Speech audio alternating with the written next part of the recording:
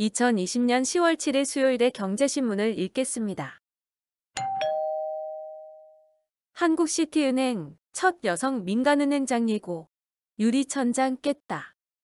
한국시티은행이 차기 행장 최종 후보자로 유명순 현 은행장 직무대행을 단독 추천했습니다. 민간은행의 사상 첫 여성 행장 탄생이 코앞으로 다가왔습니다. 유 수석 부행장은 이화여대 영어교육학과를 졸업하고 1987년 시티은행에 입사했습니다. 대기업 리스크부장, 다국적 기업 본부장, 기업금융상품본부 부행장을 지낸 기업금융 전문가입니다. 2014년 JP모간 체이스은행 서울지점장으로 부임하며 잠시 회사를 떠났다 2015년 기업금융그룹 수석 부행장으로 복귀했습니다.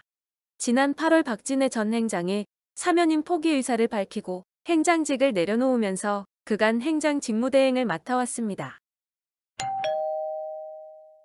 3억이면 대주주는 그대로 가족합산은 내려놨다. 정부가 대주주 양도소득세를 특정 종목에 대한 가족보유분 합계가 아닌 개인보유분을 기준으로 과세하는 방안을 검토 중입니다. 현대판 연좌제라는 금융투자업계 비판에 대해 한발 물러선 것입니다. 과세 대상을 한 종목당 3억 원 이상으로 확대한다는 방침은 그대로 유지했습니다. 현행법은 한 종목을 10억 원 이상 보유하면 대주주로 간주하고 주식 양도 차익에 대해 지방세 포함 22에서 33%를 세금으로 매깁니다. 정부는 2021년 4월부터 대주주를 판단하는 기준을 3억 원으로 낮춰 과세 대상을 넓힐 방침입니다. 이때 직계 가족이 보유한 주식의 합계로 대주주 여부를 판단하겠다고 해 현대판 연좌제 논란이 일었습니다. 청와대 국가신용등급 유지, 한국경제대외신인도 재확인 고무. 국제신용평가사 피치가 한국에 대한 국가신용등급과 전망을 현 수준 AA- 안정적으로 유지한다고 발표한 것에 대해 청와대는 7일 한국경제에 대한 대외신인도를 재확인한 데 의의가 있다고 자평했습니다. 피치 기준으로 AA-는 네 번째로 높은 국가신용등급을 의미합니다. 영국, 홍콩, 벨기에, 대만 등 국가가 AA- 그룹에 속해 있습니다. 최고 등급인 AAA에는 독일, 싱가포르, 미국 등 10개국, 다음 등급인 AA+에는 핀란드 등 3개국, 그 다음인 AA 등급에는 프랑스 등 5개국이 포진해 있습니다. 트럼프 트윗에 우르르 쓰러진 미국 증시, 코스피는 0.9% 올랐다. 7일 코스피가 장 초반 하락을 딛고 2380선까지 올랐습니다. 이날 코스피는 하락 출발했습니다. 도널드 트럼프 대통령이 추가 경기 부양책 협상 중단을 지시했다는 소식 때문이었습니다. 국내 코로나19 신규 확진자가 7일 만에 100명을 넘은 점도 투자 심리를 위축시켰습니다. 하지만 기관의 대규모 매수세가 분위기를 반전시켰습니다. 기관은 이날 4,310억 원 순매수하는 등 최근 6거래일 연속 순매수를 기록했습니다. 외국인이 선물 시장으로 몰려 7,192계약을 순매수한 점도 영향을 미쳤습니다. 13일 대일 벗는 아이폰 12.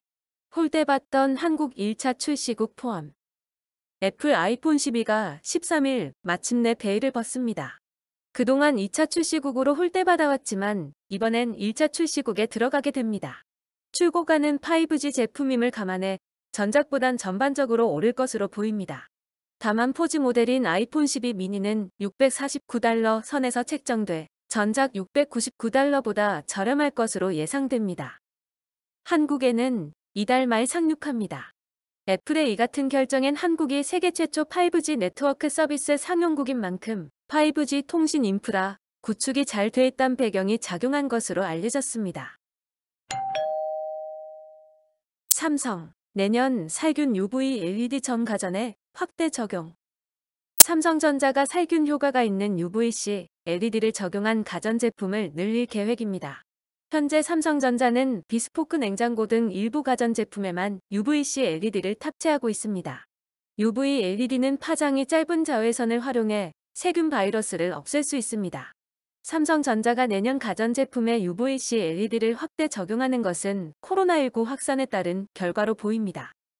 그간 UV LED 시장 성장세는 업계 전망을 밑돌았습니다. 그러던 UV LED 시장은 최근 코로나19 확산으로 성장폭이 커지고 있습니다. 어차피 1등은 SKT.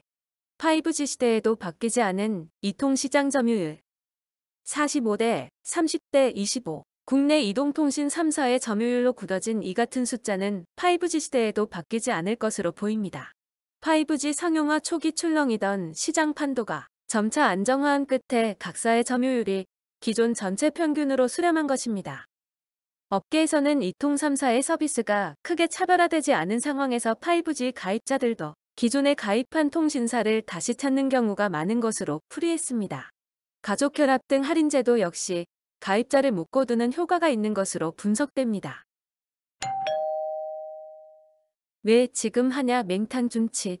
여야 모두 홍남기 재정 준칙 난타. 기획재정부가 추진하고 있는 재정 준칙 도입과 관련해 여야 국회의원들이 시기, 방식 등을 놓고 한 목소리로 강도 높게 비판했습니다. 기획재정부는 예정대로 추진하겠다는 입장이지만 더불어민주당은 신종 코로나 바이러스 감염증 지원이 필요하다며 중지를 요구하고 나섰습니다. 국민의힘은 재정 준칙의 예외 규정이 많아 맹탕 준칙이라고 비판했습니다. 삼성 LG 손잡았다. 디스플레이, 핵심 장비, 공동 개발. 삼성 디스플레이와 LG 디스플레이가 30여 개 국내 중견 중소 장비업체와 손잡고 전량 해외 수입에 의존하고 있는 노광기 이온 주입기 등 디스플레이 생산 핵심 장비 개발에 나섭니다. 수요기업인 대기업이 직접 성능 평가와 사업화를 지원하는 상생협의체도 구성됩니다. 소재 부품 장비 기업과 패널 기업 간 상생 협력을 위한 디스플레이 산업 연대와 협력 협의체 발족식에는 삼성 디스플레이와 LG 디스플레이 등 패널 기업 2개사와 SFA, 덕산 네오룩스 등 소재 부품 장비업체 6개사가 대표로 참석했습니다. 서울시 대한항공 송현동 부지 공원화 결정. 부지 매입의 속도. 서울시는 대한항공 송현동 부지를 기존 특별계획구역에서 공원으로 변경하는 지구단위 계획 결정안을 수정 가결했다고 7일 밝혔습니다. 시는 내년 초까지 매각 금액을 회수해야 하는 대한항공의 상황을 고려해 제3기관이 송현동 부지를 선매입하고 향후 시유지와 교환하는 방식도 세부적으로 검토 협의하고 있는 상황입니다. 아시아나 NH증권과 금호리조트 매각 검토 진행. 아시아나항공은 지난달 29일 NH투자증권과 금호리조트 매각 검토를 위해 자문용역 계약을 체결해 매각 관련 검토를 진행한다고 7일 공시했습니다. 금호리조트는 아시아나항공의 분리매각이 거론될 때부터 매각 대상 1순위로 꼽혔습니다. 금호리조트가 보유한 아시아나CC가 코로나19 여파로 인해 골프 산업이 호황기를 맞으며 알짜 매물로 평가받았기 때문입니다. 우수 조달 기업들 해외 수출 지원에 쌍두마차 나선다. 조달청은 7일 한국수출입은행과 수출중소기업 해외 진출 활성화를 위한 업무협약을 체결했습니다. 이번 업무협약은 기술력은 우수하지만 자금력이 부족해 해외 진출에 어려움을 겪고 있는 수출중소기업을 지원하기 위해 마련됐습니다. 조달청은 조달시장 진출 유망기업, 지패스 기업풀을 활용해 수은의 우수 조달기업 정보를 제공하고 국내외 조달 네트워크를 활용해 중소기업의 해외 조달 시장 진출을 지원한다는 계획입니다. 수은은 조달청이 지정한 지패스 기업에 대해 금리 우대와 국제계약, 법률 자문 등 비금융 서비스를 제공할 계획입니다. 수소충전소 핵심 부품 기술 국산화율 42% 불과. 수소차 보급충전소 건립 차질. 국정감사 자료에 따르면 코로나19 영향으로 독일 린데사에서 국내 시공 중인 7개 충전소가 일정의 차질을 빚고 있으며 20년 1회 4월까지 10개의 충전소가 수입 부품의 고장으로 운영에 차질을 빚었습니다. 또 수소충전소의 낮은 국산화율로 인한 국부 유출도 지적됐습니다. 일반 충전소의 경우 건립비 30억 원 가운데 50%의 보조금을 지원하고 있으며 버스 충전소의 경우 60억의 건립 비용 중 70%를 지원합니다. 국고 보조금이 고스란히 해외 기업으로 가는 셈입니다. 안 터지고 비싸다. 국감장에서 목매 맞은 5G 서비스. 5G 이동통신 서비스 커버리지가 부족하거나 품질이 떨어져 이용자들의 불만이 잇따르는 가운데 국회 국정감사장에서도 5G 서비스의 비싼 요금과 낮은 품질이 문매를 맞았습니다. 더불어민주당 전해숙 의원은 미국, 영국, 프랑스 등은 5G를 상용화했지만 망이 제대로 구축되지 않았기 때문에 LTE 요금을 그대로 받고 있으며 5G 서비스를 이용할 경우 일부 추가 요금을 받는 형태로 운영하고 있는데 우리나라는 5G 요금제에 가입하고 제대로 서비스 받지도 못하면서 비싼 요금제를 이용해야 하는 강제성이 있다고 꼬집었습니다. 하루 40마리 팔던 치킨집, 배달앱 수지 맞으려면 100마리 튀겨야. 하루에 40마리를 판매하는 치킨집 주인이 배달앱에 가입하고 나서 이전만큼 수익을 올리려면 하루 100마리를 튀겨야 한다는 추산이 나왔습니다. 7일 국회 산업통상자원 중소벤처기업위원회 소속 이동주 더불어민주당 의원실은 중소벤처기업부에서 받은 배달앱 상위 사업자 배달의 민족, 요기요, 배달통 등 3사의 수수료 체계를 토대로 이 같은 결과를 냈습니다. 배달 비용이 원가에서 차지하는 비중이 최대 20%에 달한다는 이유를 들었습니다. 올해도 탈원전 집중포화. 국가적 손실대 세계적 추세. 7일 국회에서 열린 산업통상자원 중소벤처기업위원회의 산업통상자원부에 대한 국정감사에서 국민의힘 윤영석 의원은 탈원전은 향후 30년간 1천조 원의 국가적 손실이 발생할 것이란 보고서까지 나올 정도로 국가 자해행위라며 국민들에게 공포를 조장해 결국 정치적 이득을 얻으려는 잘못된 전략이라고 강하게 비판했습니다.